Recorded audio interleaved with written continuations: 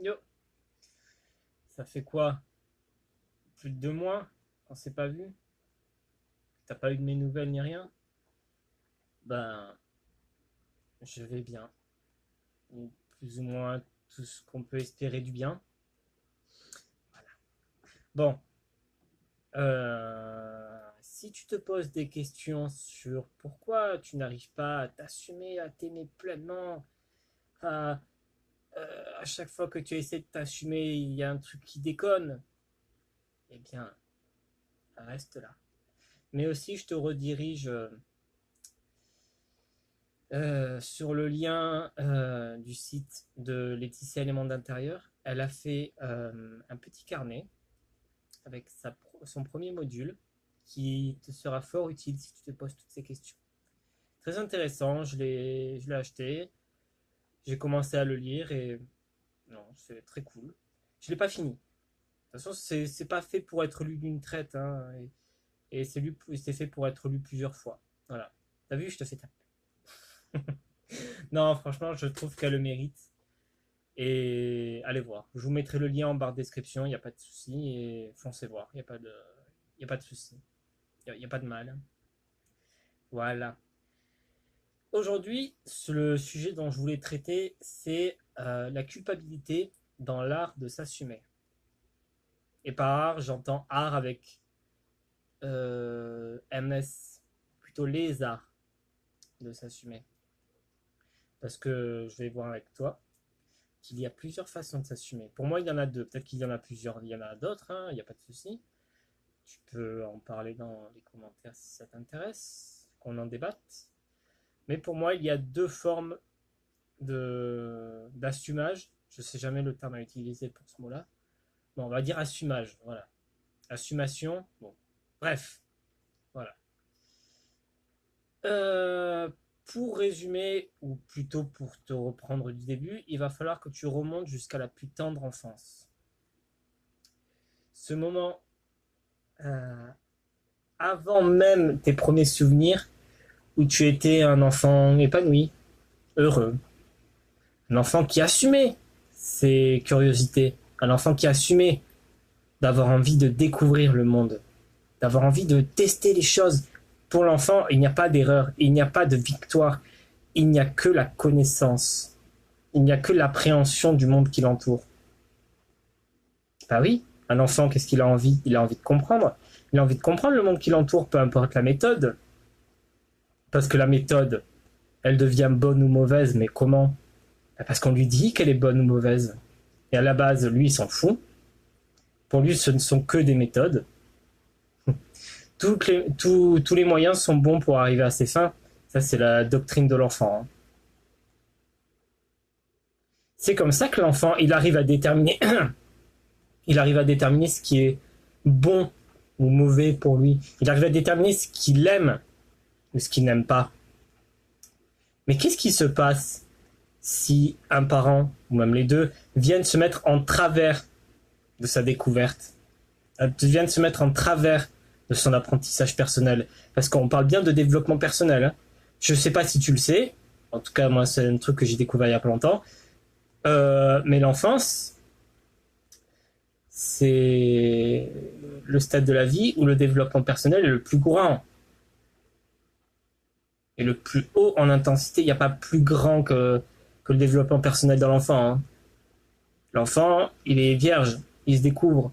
Il découvre le monde qui l'entoure, il découvre ses paradoxes, il découvre ses envies, ses non-envies, ses dégoûts, ses peurs, ses tristesses, ses bonheurs, ses amours, tout. Et aussi, il apprend à ne plus s'aimer. Comment? Le monde qui l'entoure. Le monde qui l'entoure et les perceptions. Mais les perceptions de qui? Des gens autour, ses parents, l'entourage. L'enfant, à la base, il n'est qu'amour envers lui-même. Tu crois vraiment qu'on arrive sur Terre sans s'aimer? Tu crois vraiment que la haine de soi, c'est quelque chose qui est inné? Tu crois vraiment que tu nais pour ne pas t'aimer? Toi qui es spirituel et qui crois en l'incarnation, tu penses vraiment que tu t'incarnes en ne t'aimant pas? Certes, tu as des blessures du passé, les vies antérieures, machin, si tu veux, à régler. Mais tu ne t'incarnes pas en ne t'aimant pas. La haine de soi, ça s'apprend. Mais ça s'apprend pas de soi. C'est pas quelque chose qui est... Comment dire? C'est pas quelque chose qui est légitime et qui est volontaire de soi. Tu n'as pas envie d'apprendre ça. On te l'oblige. On t'oblige à ne pas t'aimer. Pourquoi? Parce que on te fait croire, de par le comportement des gens autour de toi, hein, que ce que tu es en train de découvrir en dessous, parce que on est bien conscient que comment dire, en appréhendant le monde qui t'entoure, tu appréhendes aussi le soi. Le monde qui t'entoure est un reflet de toi-même. Tu n'as pas d'autre méthode d'apprentissage que ce qui t'entoure. Le monde est un immense terrain de jeu pour le soi. Et d'un coup sec, les parents viennent mettre fin à cet apprentissage. Pourquoi? Parce qu'ils ont peur. Ils ont peur de toi, en fait. L'enfant représente une réelle menace. Et pas une menace pour leur vie, une menace pour leur contrôle, pour leur sécurité. T'as jamais remarqué que lorsqu'un enfant fait quelque chose qui leur fait peur, t'as jamais assisté à ce genre de scène où lorsque l'enfant fait quelque chose de dangereux, le parent va immédiatement se mettre en travers du chemin entre l'enfant et la zone de danger pour l'empêcher d'aller vers cette action. Et voilà comment on déclenche les premières névroses. Après, je suis pas parent, hein, j'ai pas envie de l'être, je m'en bats les amandes grillées. Mais si tu empêches un enfant de découvrir le soi, il va croire que le soi est dangereux. Et il va développer inconsciemment une peur viscérale de ce qu'il est. C'est comme ça que naît la peur et la haine de soi. C'est en empêchant l'enfant de naître. Mais de naître au travers du soi. Hein. Et ensuite se développent les névroses. Alors, on me sort souvent l'argument on me sort souvent mais assume-toi. Et voilà. Tu comprends maintenant pourquoi il y a deux formes d'assumage. Alors, la première, assume-toi tel que tu es. Ça veut dire, assume le monstre que tu crois être en profondeur. Et ce monstre, il n'est rien d'autre que la haine et la peur. Et plus tu vas croire en l'existence de ce monstre, et plus il va t'impacter. Il va impacter ton existence, et plus tu vas te reposer sur lui. Et au fond, ce monstre, qu'est-ce que c'est? C'est une image. C'est l'image que tes parents, ou l'entourage, sont venus très gentiment imprimer sur ta conscience et sur tes sentiments, sur tes émotions, sur ton existence même. Ils sont venus imprimer ça sur ta substance et ton essence primordiale. Et toi, tu dois te démerder avec ça. Avec ce fardeau. Et la culpabilité de laisser l'être que tu es exister. Parce que tu ne peux pas exister si la culpabilité est toujours là. Tu ne peux pas. En premier lieu, tu dois te débarrasser de la culpabilité. Mais attention, je ne dis pas qu'il y a une bonne et une mauvaise façon de s'assumer. Les deux sont bonnes. Comme les deux ne sont pas bonnes.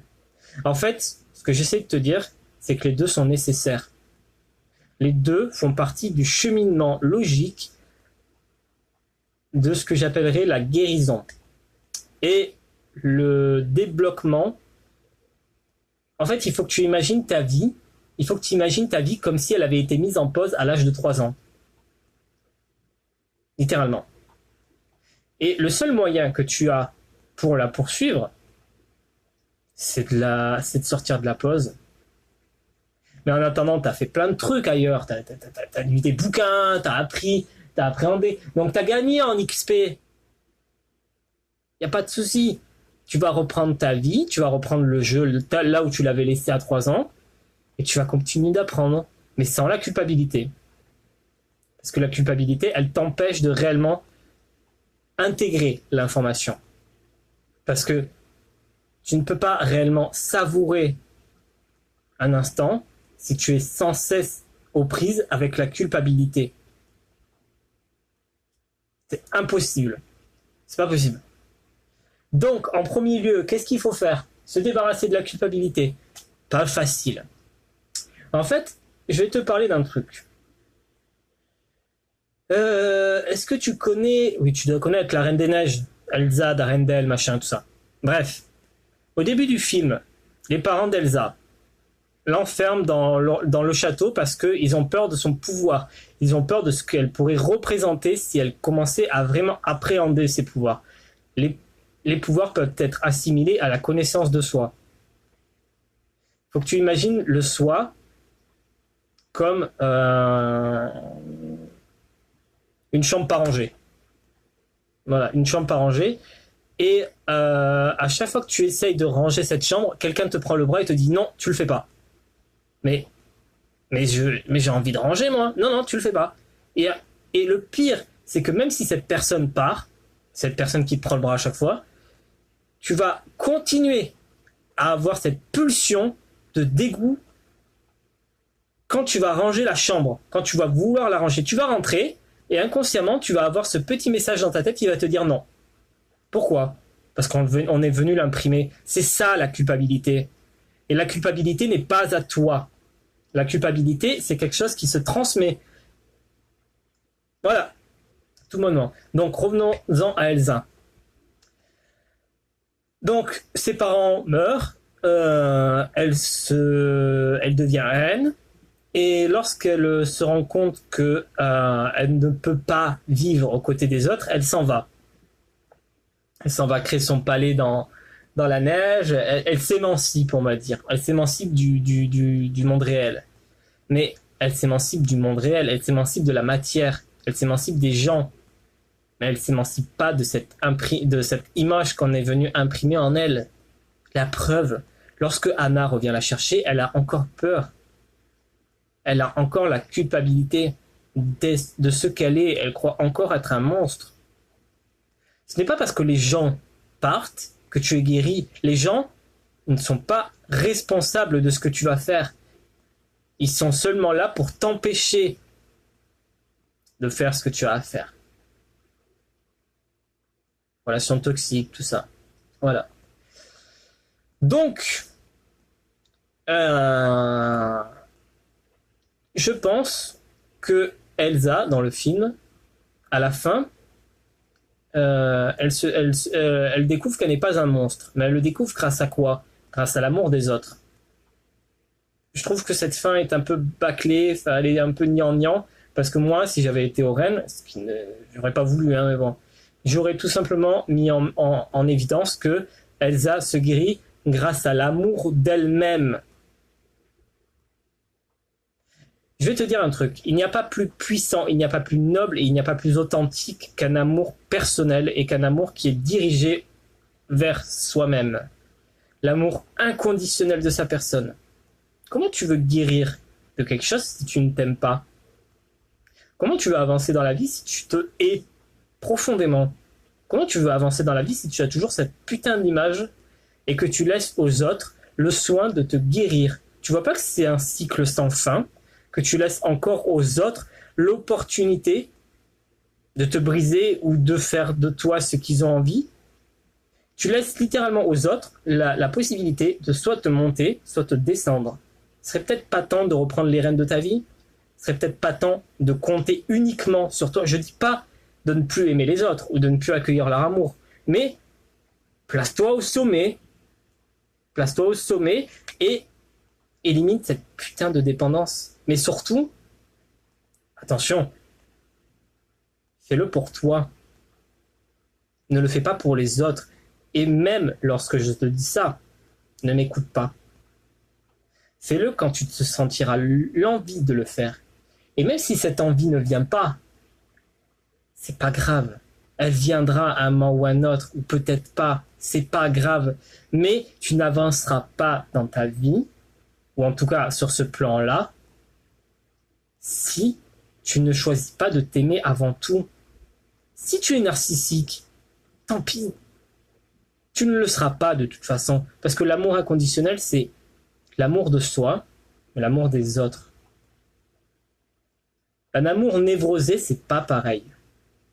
C'est pas la même chose. Je ne te donnerai pas de clés d'apprentissage. C'est pas mon rôle. Là, je suis seulement en train de te donner des bases de réflexion. Je suis pas thérapeute. Voilà. Donc, comment connaître le soi?